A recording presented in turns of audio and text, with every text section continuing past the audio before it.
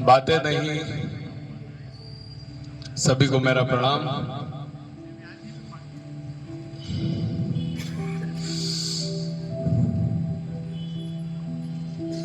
कि इस दुनिया में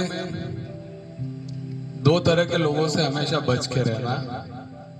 पहले वो जो आपके अंदर वो कमी बताए जो आपके अंदर है ही नहीं, या दूसरे वो जो आपके अंदर वो अच्छाई बताए जो आपके अंदर है ही नहीं। तो इस तरह के दो तरह के लोगों से आप हमेशा सावधान रहें। आज की एक कहानी, एक मोटिवेशनल कहानी। एक राजा था, पुराने समय की बात थी। उस राजा को कोई संतान नहीं थी। राजा बूढ़ा हो चला था। उसे चिंता थी कि अब किसे मैं इस राज्य का राजा बनाऊं। अपने मंत्रियों से चर्चा की उसने कि क्या किया जाए। मंत्रियों ने कहा आप किसी को एडॉप्ट कर लीजिए, किसी को गोद ले लीजिए, उसे राजा बना दीजिए। किसी ने कहा किसी अच्छे मंत्री को आप राजा बना दीजिए। किसी ने क्या कहा, ऐसी बहुत सारी एडवाइस उसके पास आई। किसी ने कहा आप इंटरव्यू ले लीजिए, सबको बुलाइए, इंटरव्यू लीजिए, जो आपको पसंद आए आप उसको राजा बनाइएगा।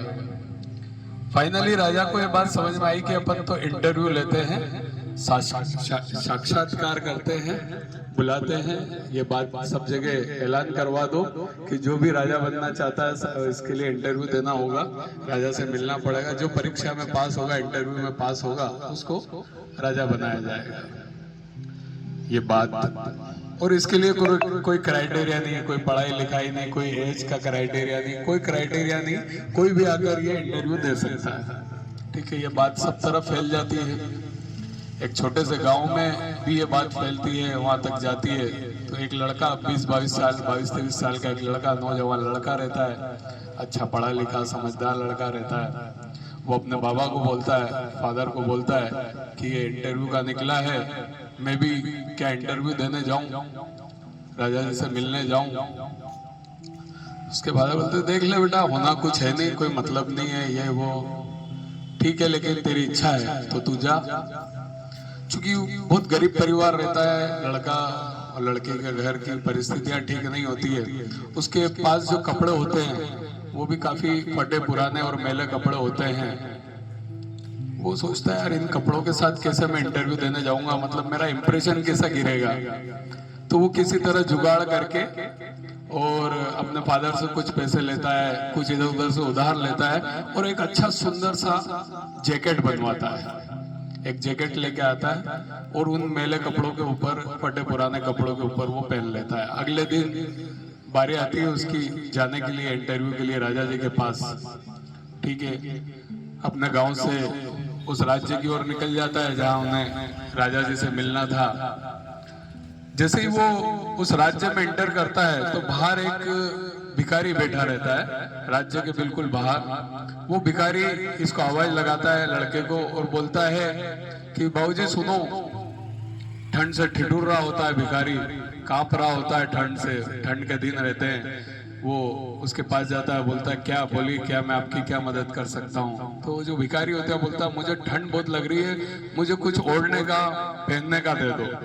भिखारी के पास कोई वस्त्र नहीं होता है। तो लड़का सोचता है मेरे पास क्या है, मैं इसे क्या दूं।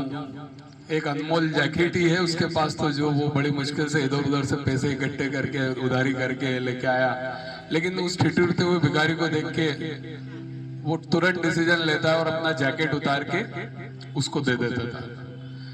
ठीक है, भिखारी बड़ा प्रसन्न होता है, उसको दुआएं दे देता है, बहुत बहुत धन्यवाद। लड़का वहां से चला जाता है, महल में प्रवेश करता है, सैनिकों से बात करता है कि मैं इंटरव्यू देने के लिए आया हूँ। तो ठीक है, उसको कुछ देर बिठाया जाता है। उसके बाद राजा के कक्ष में वो प्रवेश करता है तो चौंक जाता है देख के।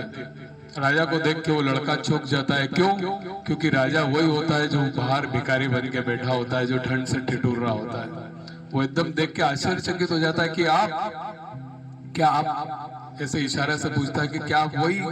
तो राजा बोलता हाँ हाँ, मैं वही भिखारी हूँ जो अभी तुम्हें बाहर मिला था, तुम्हारी परीक्षा लेने के लिए मैं मैंने भिखारी का रोल किया था और उसमें तुम पास हो गए, क्योंकि मैं चेक करना चाहता था कि तुम्हारा चरित्र कैसा है, तुम्हारा स्वभाव कैसा है, क्योंकि मैं जिसे राजा बनाना चाहता था उसका चरित्र, उसका स्वभाव जानना चाहता था। बोले तो आपको इस तरह की परीक्षा लेने की क्या जरूरत थी और ये वो। बोले अगर मैं तुम्हारे सामने डायरेक्ट राजा बन के आता और तुमसे कुछ भी मांगता तो तुम मुझे इम्प्रेस करने के लिए वो सब कुछ कर देते, लेकिन मैं भिखारी बन के आया और मैंने देखा कि तुम एक अच्छे दिल से भी एक अच्छे इंसान हो, क्योंकि तुमने निस्वार्थ भाव से, मैंने मांगा, मैं ठंड से ठिठुर रहा था, मैंने कुछ मांगा, तुमने निस्वार्थ भाव से कि तुम्हें वापस कुछ मिलेगा, निस्वार्थ भाव से मेरी सेवा की, मुझे अपना अनमोल जैकेट दे दिया, जबकि तुम्हारे पास कुछ है नहीं, फटे पुराने कपड़े, हो सकता है घर पे भी तुम्हारे पास कोई खास कपड़े नहीं होंगे, लेकिन तुमने फिर भी तुम्हारा जैकेट उतार के मुझे दे दिया। इस बात से मैं प्रसन्न हूँ और तुम्हें मैं राजा बनाता हूँ। ठीक है साहब, लड़का बड़ा प्रसन्न हो जाता है।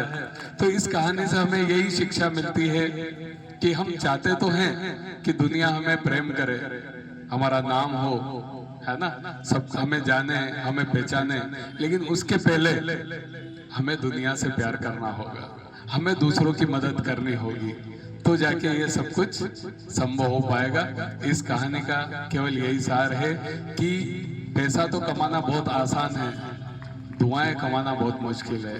तो दुआएं कमाने के लिए काम करें, किसी की मौका मिले तो किसी की मदद जरूर करें। धन्यवाद सभी को।